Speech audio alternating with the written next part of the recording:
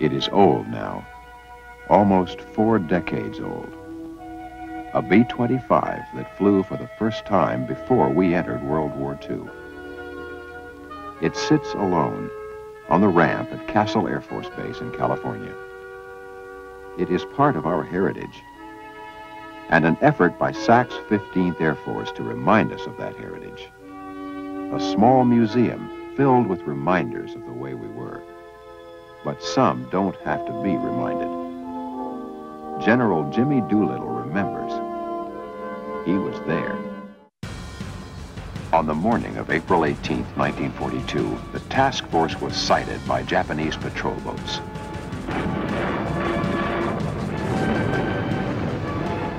The boats were quickly destroyed, but they could have transmitted a position report.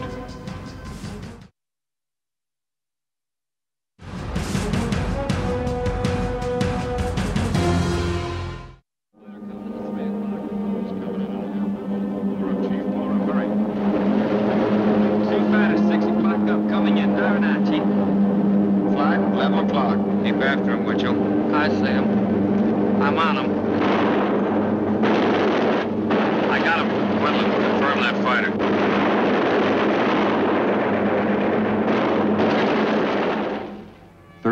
Years ago, 16 B-25s, Mitchell medium bombers, sit on the pitching deck of an aircraft carrier at sea. Their mission? Bomb Tokyo, just 4 months after the attack on Pearl Harbor. It had 3 real purposes. One purpose was to give the folks at home the first good news that we had had in World War II. It caused the Japanese to question their warlords. And from a tactical point of view, it caused the retention of aircraft in Japan for the defense of the home islands when we had no intentions of hitting them again seriously in the near future. Those airplanes would have been much more effective in the South Pacific where the war was going on. A Navy captain named Lowe conceived the idea of taking Army medium bombers off of a Navy carrier and attacking Japan. The B-25 was selected because it was small, because it had the sufficient range to carry 2,000-pound bombs 2,000 miles, and because it took off and handled very well. First, I found out what B-25 unit had had the most experience, and then went to that crew, that organization, and called for volunteers. And the entire group, including the group commander, volunteered. The training was hard. No one had ever taken off a fully loaded B-25 in less than 500 feet. First, they had to prove it could be done.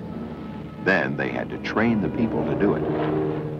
Before they were through, one of the Mitchells would lift off in only 287 feet. The crews proved they were good, and so were their airplanes.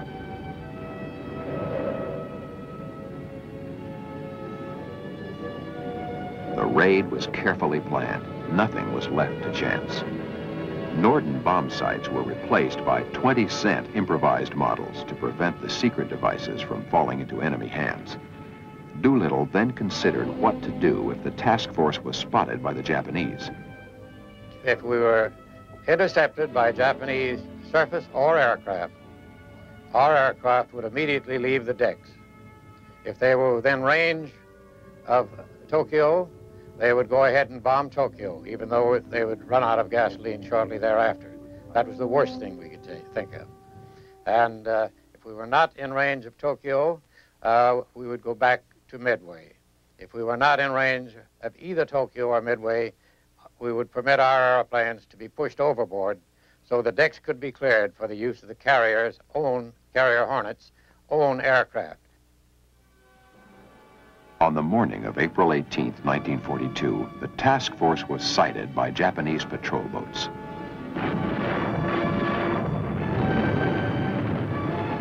The boats were quickly destroyed, but they could have transmitted a position report.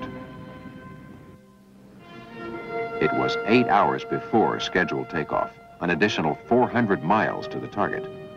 Gas reserves would be dangerously low, but they were spotted and they would have to go.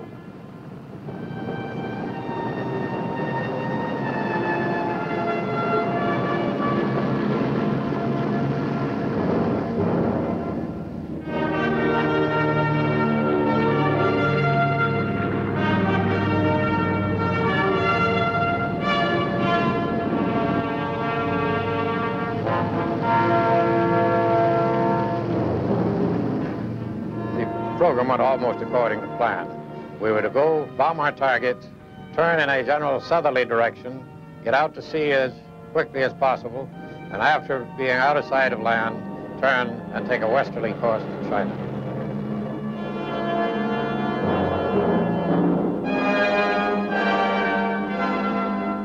We came in on the deck. We pulled up to about 1,500 feet to bomb, in order to make sure that we weren't hit by the fragments of our own bomb.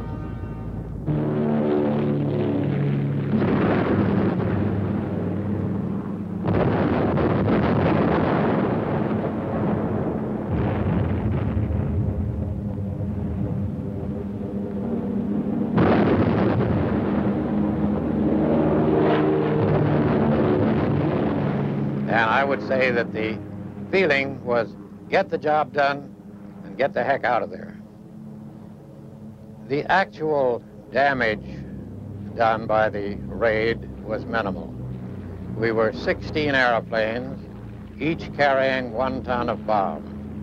In later raids, General LeMay, with his 20th Air Force, sent out 500 planes on a mission, each carrying 10 tons of bombs.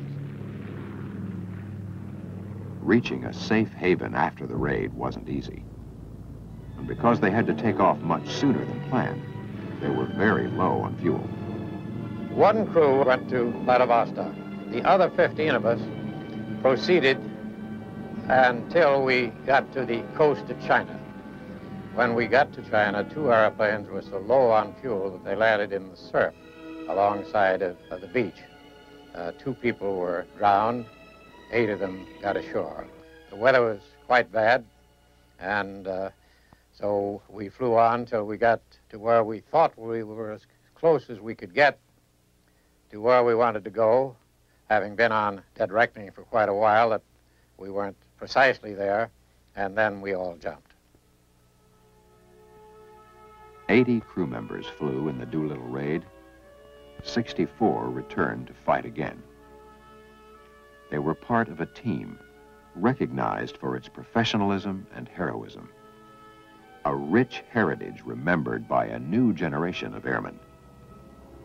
It happened April 18th, 1942.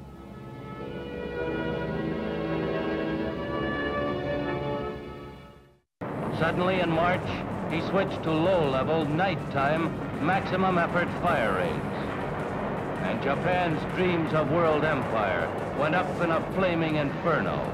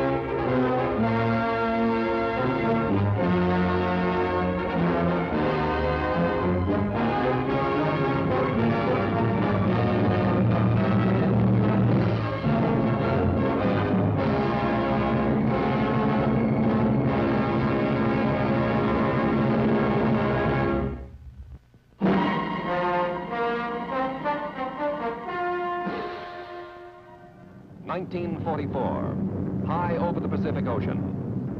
A fleet of the mightiest super bombers in the world were completing a 5,000-mile flight from San Francisco to Saipan. Less than 4 months before, the island was in Japanese hands. It was for bases like these that American soldiers, sailors, and Marines had fought the costly battle. On Columbus Day, 1944, B-29s discovered Saipan. Our arrival was a real historic event, celebrated with a ballad by a local poet, and it went like this. On the 12th of October, back in 1944, the citizens of Saipan heard a great 4-engine roar. Bulldozers fled the runway. The soldiers stopped to cheer as down came Jolton Josie, the Pacific pioneer.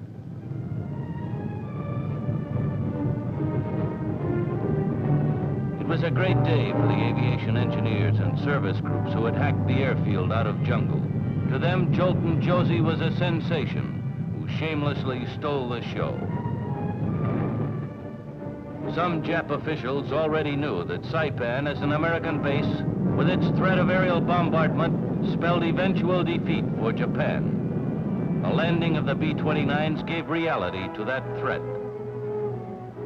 The new arrivals were men who had flown fortresses and liberators in all theaters of war. They were led by a former 1928 flying cadet, who in 1944 was named Deputy Chief of Air Staff and was now commanding the 21st Bomber Command, General Haywood Hansel. Well, the first element of the 21st Bomber Command has arrived. When we've done some more fighting, we'll do some more talking. Thank you. All over the Marianas, B-29s were getting ready to carry out the General's promise. Saipan, Tinian, and Guam had been seized by Admiral Nimitz forces for the primary purpose of serving as bases for the very long-range bombers now parked on circular hard stands. The 21st was building up its massive air power as it prepared for the ultimate crushing defeat of Japan. The long arm of the 73rd Bombardment Wing, led by General Rosie O'Donnell, began punching the enemy with appalling strength. Behind this strength was more than bombs and bullets. There was planning. In January, the 21st Bomber Command changed hands. Major General Curtis E. LeMay replaced Hansel. By sheer weight of attack, LeMay believed he could force a surrender of Japan. To that end, he ordered a furious pace of operations. Here was his weapon, the Superfort, with 2,200 horses warming up in each of its 4 engines. Designed to carry more destruction and carry it higher, faster, and farther than any bomber before, the B-29s were like artillery pointed at the heart of Japan. Each plane was armed with 12 50 caliber machine guns, a 20-millimeter cannon, and 4 tons of bombs.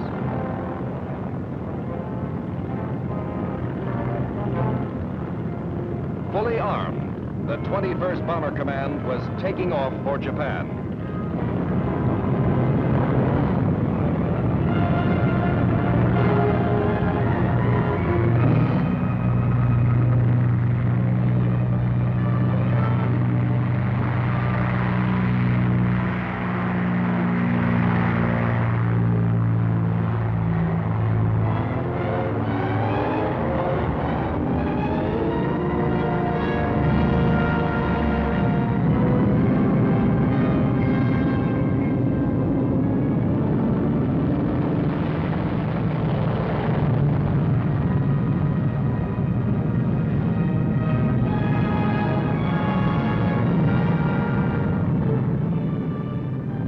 After day, LeMay sent his bombers out in 100-plane formations to hit Kobe, Nagoya, Tokyo.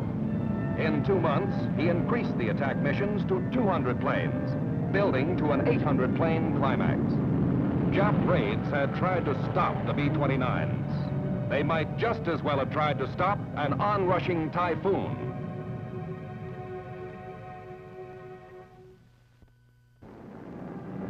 No war was ever fought over such vastness. We who had battled over Berlin, Ploesti, and Schweinfurt knew it. London to Berlin and back was 1,000 miles. The Foggia Ploesti run, 1150. But Saipan to Tokyo and back was more than 3,000 miles.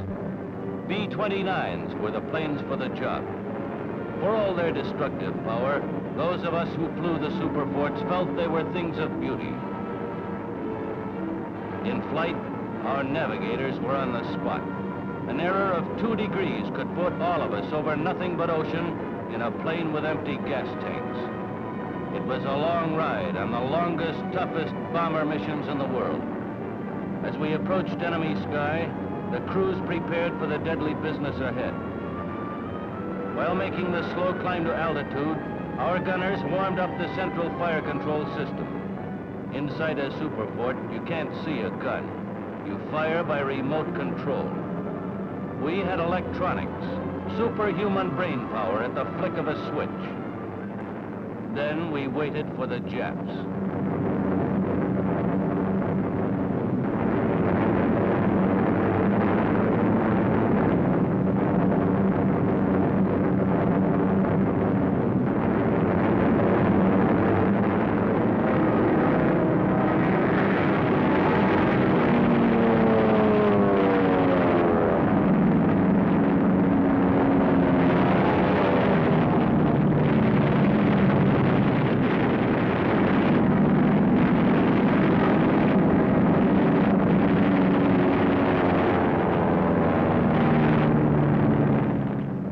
Initial point, Mount Fuji, meant we were 60 miles from Tokyo.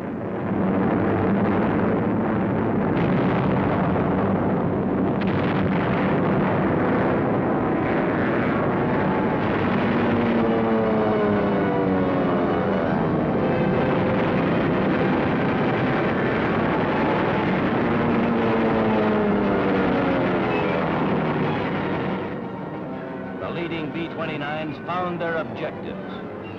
Now, below us, Tokyo. Tokyo, which the Jap High Command had boasted was outside the range of land-based American bombers. For 6 months, we had proved them wrong.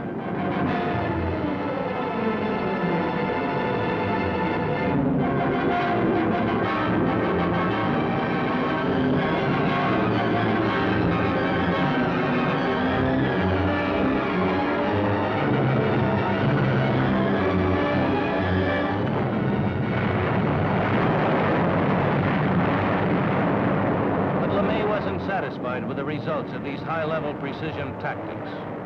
Suddenly in March, he switched to low-level, nighttime, maximum effort fire raids. And Japan's dreams of world empire went up in a flaming inferno.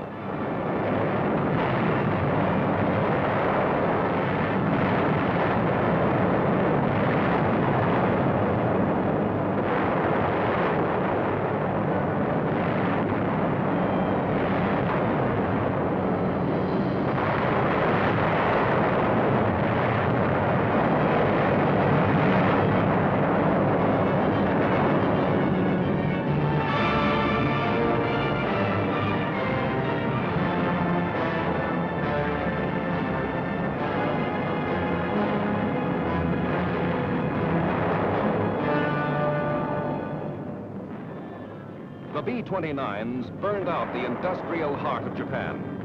One by one, 66 principal cities received their devastating bath of fire until Japan's military situation was hopeless. They could not have held out. They had lost control of the air.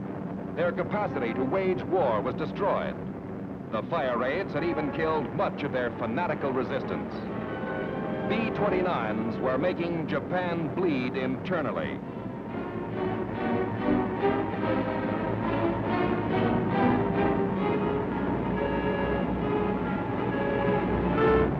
Then President Truman made a grave decision. To deliver a special bomb, field orders were signed by General Twining. They instructed Colonel Paul Tibbets and his B-29 crew to drop what they called the gimmick.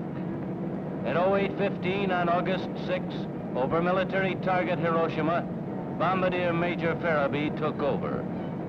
He was about to drop the atom bomb.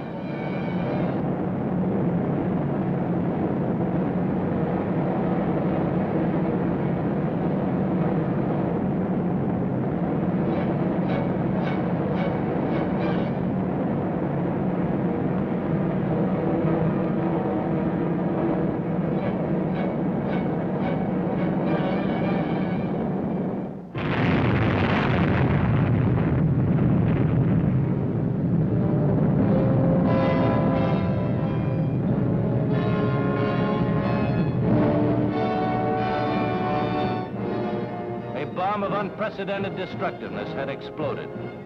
3 days later, was dropped on Nagasaki. Atomic energy had made air power all important. Dread were the threats for the future. Strong the requirement for air power.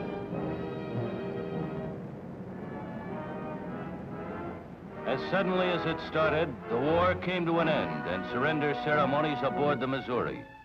Without being invaded, without losing a foot of homeland, Japan was surely and utterly defeated. Before the atom bomb, before the Soviet entry into the war, Japan was beaten through the forceful application of Allied land, sea, and air power. The Japanese surrender had come so quickly after mounting the B-29 offensive and the atom bomb climax that advocates of air power felt our most optimistic predictions were confirmed. Fully recognizing the contributions by Army and Navy, General Arnold felt that air power's share in the victory may fairly be called decisive. In addition to ushering in the atomic age, the war's end marked one of the revolutionary points in the history of warfare. Control of the air proved to be essential to the success of every major military operation. Coordinated planning and command of ground, sea, and air forces, backed up by the full effort of the home front, had enabled the Allies to secure this control of the air. Air power is the technical instrument of our country's defense. Air power can also be the instrument of peace. The United States Air Force has made it apparent to any potential aggressor that an attack on the United States would be immediately followed by a devastating air atomic counterblow. The atomic weapon thus makes air power the primary requisite of national survival.